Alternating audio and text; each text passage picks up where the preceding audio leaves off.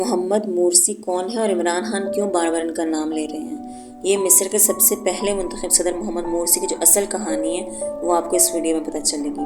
محمد Morsi نے ایک دفعہ ذکر کیا تھا کہ انہوں نے مجھے جیل میں قرآن پاک دینے سے انکار کیا۔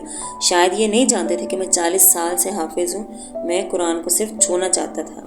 آج کل ان کا بہت ذکر ہو رہا ہے اور بہت کم لوگ جانتے ہیں کہ یہ مصر کے ایک چھوٹے سے گاؤں میں پیدا ہوئے تھے اور ایک کسان کے بیٹے تھے۔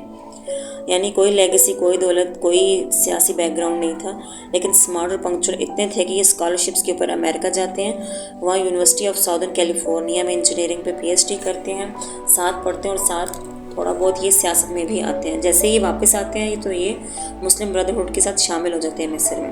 اس وقت مصر کی جو سب سے متنازع تنظیم جس کو سمجھا جاتا تھا یعنی حسنی مبارک، 30 سال سے یہ تنظیم آمریت میں تھی اور اپوزیشن کے لیے کوئی جگہ نہیں تھی، مطلب نہ ہونے کے برابر تھی۔ چونکہ محمد مرسی خود جیل جا چکے تھے پہلے، پھر وہ سیاسی سرگرمیوں میں بھی رہ چکے تھے، پھر 2011 آتا ہے جب عرب سے بریک تھا، یہ احتجاج کی کال دیتے ہیں اور لاکھوں لوگ نکلتے ہیں۔ 18 دن یہ احتجاج رہا اور پھر وہ ہوا جو 30 سال نہ ہو سکا۔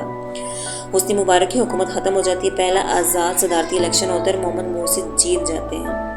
اور ان کا ڈکلائن کیوں شروع ہوتا ہے؟ ایک وقت تھا جب یو این میں کھڑے ہوتے ہیں اور یہ اس انداز سے بات کرتے ہیں جیسے کوئی خطبہ دے رہے ہو، بغیر کسی معذرت کے، پر اعتماد، بغیر جھوکے یہ فلسطین پہ کھل کے بات کرتے ہیں اور اسرائیل کی پابندیوں پہ بھی تنقید کرتے ہیں۔ جتنا کھل کے بولا جا سکتا تھا یہ اتنا بولتے ہیں اور ویسٹ کو بھی باقاعدہ پیغام دیتے ہیں کہ ہم برابری کا تعلق چاہتے ہیں۔ نومبر 2012 میں جب غزہ جنگ چھڑی تب بھی ان کا رول نمایاں تھا، ابھی طاقتوں کے لیے خطرہ بن رہے تھے۔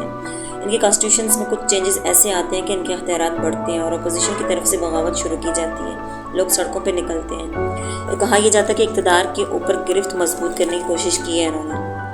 جون 2013 میں 1 سال کی حکومت کے بعد فوج اقتدار سنبھال لیتی ہے۔ اس وقت کے آرمی چیف عبدالفاتح سیسی تھے، انہوں نے محمد مرسی کو کوپ کر دیا، یعنی انلیگل طریقے سے کسی کی گورنمنٹ کو اوورٹیک کر لینے کو کوپ کہا جاتا ہے۔ اس کے بعد یو این اور ہیومن رائٹس آرگنائزیشن ان کی صحت پہ بار بار بات کی، فیملی سے نہیں ملنے دیا جاتا تھا، ڈاکٹر سے ملنے نہیں دیا جاتا تھا اور پھر 2019 17 جون میں عدالت میں پیش کیا جاتا ہے، یعنی جہاں وہ اپنے کیس کی سماعت کے دوران بات کرتے کرتے اچانک چپ کر جاتے ہیں، گرتے ہیں اور انتقال کر جاتے ہیں۔